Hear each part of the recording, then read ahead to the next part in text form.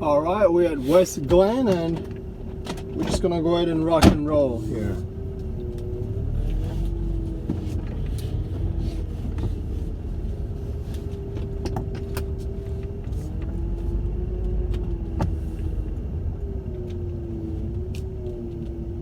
In the U.S. is supported by USB technology found in billions of devices. USB Implementers Forum reminds consumers that USB IF logos are displayed on certified USB products and are available at retailers worldwide. Look for the logos and get the whole story at enablingus.org. And the United States Postal Service, offering postage stamps for purchase at more than 40,000 supermarkets, drugstores, office suppliers, and wholesale clubs. Iowa Public Radio enriches civic and cultural life in Iowa in partnership with Iowa universities. We're supported by 29,000 members and more than 400 businesses. Together, we are IPR. 2020 has thrown all of us a lot of curveballs, and one thing has helped Iowa Public Radio through it all: your support. Thank you. And we promise to stand with the facts and be here for you no matter what comes next. 2020 has been a tough year for the restaurant industry, and many are trying to survive the pandemic in any way they can. You just pivot. How can you add value and keep your business afloat? If that means I gotta make cannolis for 1,000 people a day, that's what I have to do. How restaurants are reinventing themselves for Thanksgiving. This afternoon on All Things Considered from NPR News. I'm Pat Blank. Listen weekdays beginning at 4 on AM 640 WOI. BBC News with Eileen McHugh. A funeral cortege is carrying the body of Argentina's football legend Diego Maradona through Buenos Aires to the cemetery where he will be buried. Fans lined the streets to wave their hero goodbye.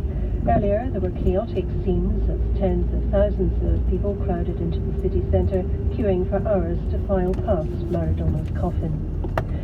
Drugs company AstraZeneca has said its coronavirus vaccine, being developed in conjunction with Oxford University, may be subject to a further global trial after questions were raised about its initial results. Trials so far appear to suggest that different dosages offer different levels of protection. AstraZeneca said there was strong merit in continuing to investigate dosage patterns.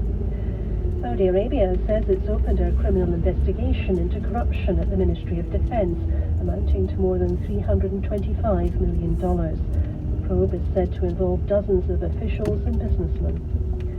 Poland's Prime Minister has again warned of the possible disintegration of the European Union if it attempts to make access to funds conditional on member states upholding the rule of law.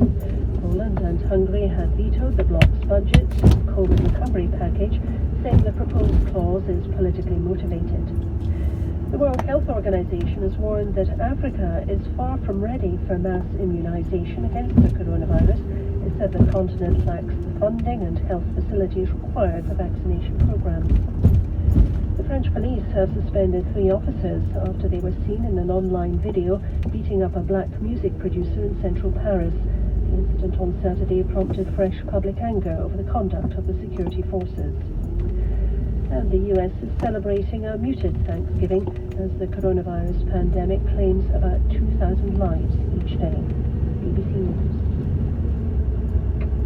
Next on NewsHour with the latest from the conflict in Ethiopia. Before that, in much of the world, Friday will be Black Friday, when retailers online and on the high street claim that they are slashing prices.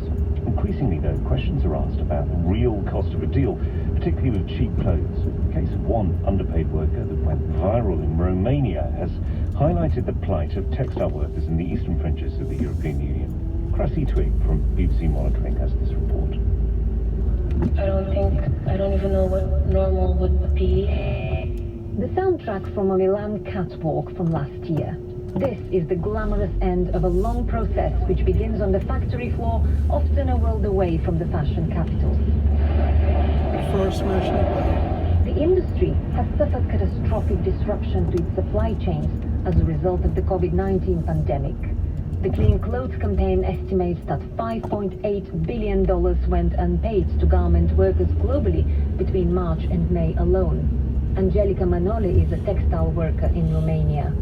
Folks, and that's all for West Glen, and we're gonna go ahead and close it out. Thanks for watching.